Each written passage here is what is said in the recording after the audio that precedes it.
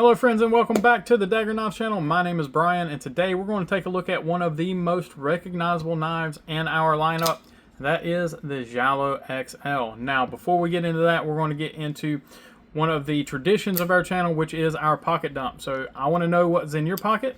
Today I've got the Florin, which is honestly one of my favorite little knives. I absolutely love this guy. I strap it up every day when I bring it home from work. It's fun just to throw it in the pocket. It doesn't weigh anything and it's super cheap. So if something does happen to it, I'm not really out of anything, but this is probably one of my more carried knives in the collection, which is kind of funny to think of. Now I do want to know what's in your guys' pockets, and let me know about any other fun EDC items you're carrying on a daily basis. Again, drop that in the comment section down below. Now let's go ahead and get back to the Zhalo XL.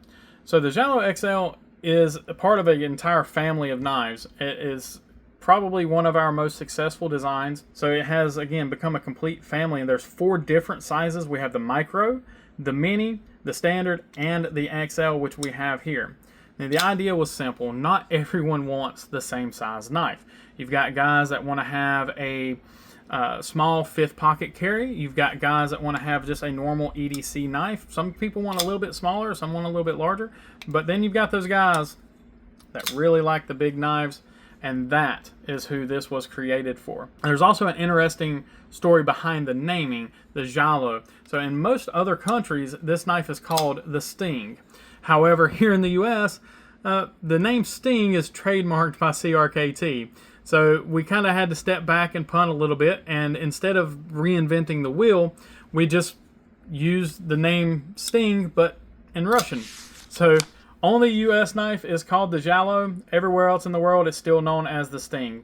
Let's go ahead and take a closer look at this knife from the table view. Now the XL is exactly what the name suggests. This is a big knife, has a long blade, a full-size handle, and a lot of cutting edge. From the moment you pick this knife up, you realize that it was designed for people who like big knives and cannot lie. Now let's go over some specifications on this thing. We're looking at a 4.5 inch blade length with a 4.25 inch cutting edge. It does have a 5.5 inch handle to get you to a 10 inch overall length, and does weigh just 4.8 ounces. So not overly heavy for the size knife that you're getting here. It does have G10 scales, and this one is using a D2 blade. There are a couple of different handle variations and a couple of different blade finishes that you can select from, so there is really something for everyone as far as this knife is concerned. Now, one thing that I do really like about this knife is that although it is large, it doesn't feel awkward in the hand. It still handles really well. It still fidgets very well, as you can see there. The handle is extremely ergonomic. It's very well thought out. It wasn't just kind of ballooned up just to make it a large knife. They really put some thought into the production of this knife. The overall cutting geometry makes it useful not only for heavy cutting, but also just for everyday tasks.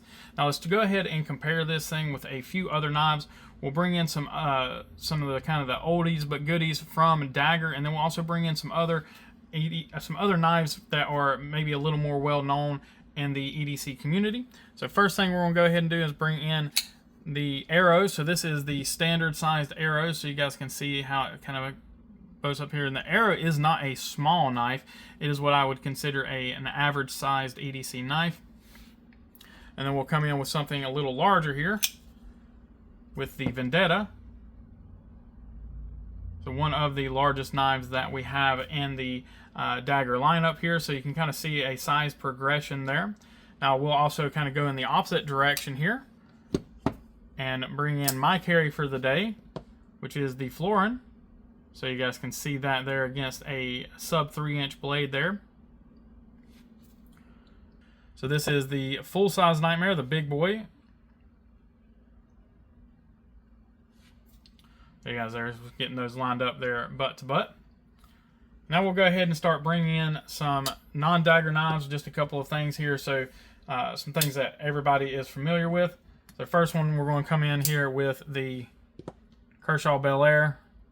So again, this is a fairly average size knife. It is a little on the small side. And another knife that most people are going to be familiar with, the CJRB Pyrite, the original Civivi Elementum, and then lastly here, the Kaiser drop bear. So these are all knives that have been around for a while and that most people should be able to recognize. So as you can see, the knife does compare, it is quite large compared to some other knives out there on the market. But again, it's not overly so where it's uncarryable. It does actually carry quite well in the pocket, and it is very, very easy to wield. So now, enough talking. Let's go ahead and see how this knife performs. All right, so as always, we're just going to go in and just perform some standard cut tests on a few everyday items. At least these are items that I come across on a regular basis.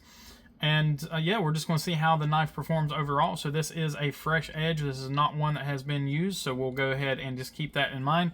First thing we're going to start out with, as always, is going to be some cardboard. Just going to do some simple draw cuts with this stuff. I mean, it's cardboard. It's not going to have any problems cutting through cardboard.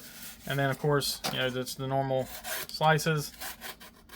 It's going through that pretty easily, and we are going across the grain there. So it's slicing very, very nicely. Let's go ahead and clean that up. All right, coming in next, we do have just some standard webbing, some just regular old nylon straps. Not going to be any issues cutting through that. Honestly, it's just very, very light pressure. And if I really dig in a little bit more, of course, it's going to go through there without any issues. And then the usual kind of pull cut here. Again, no problems at all, blazing right through that. Up next, we just have some standard, just some nylon cordage here. So nothing crazy. We're just going to do some push cuts and kind of push cut right through that stuff. And then we can also do some standard draw cuts as well. No issues whatsoever. Of course, none of this is really strenuous on a blade. We'll go into some 550 paracord here. Same thing, we're just going to do push cuts right through it, getting that belly of the blade right there on that, and just push cutting right through it. Then we'll also, again, standard draw cuts, no problem. All right, going into a little bit heavier cordage here. So this is an actual load-bearing rope. So again, just a simple draw cut right through it. And then we can also do a push cut right through that stuff. Kind of ran out of material there, but you guys get the idea. It's not having any problems going through that. We'll go into a, this is just a 3/8 inch fuel line here. So let's go ahead and get a nice push cut through that. Really no issues again there. Using that blade length and that belly to get in there. Got some really nice clean cuts. Let's get the camera to focus on that there. Some really nice clean cuts there. Go into a little heavier hose here. Again, same thing. No real issues there. We're able to get a nice thin cut on that.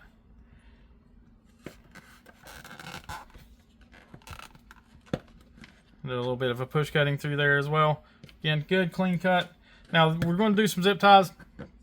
And one of the main reasons I do zip ties, and that's actually twofold, is one, a lot of people cut zip ties with their knife. The other thing is this also kind of represents the plastic of plastic packaging, stuff like that. So if you're able to pop right through a zip tie, you're going to be able to cut through that stuff without any issues. You know, they're saying you got to have a knife to open a knife sometimes. Well, you know, these were able to just pop right through. Get the edge of the blade down in there.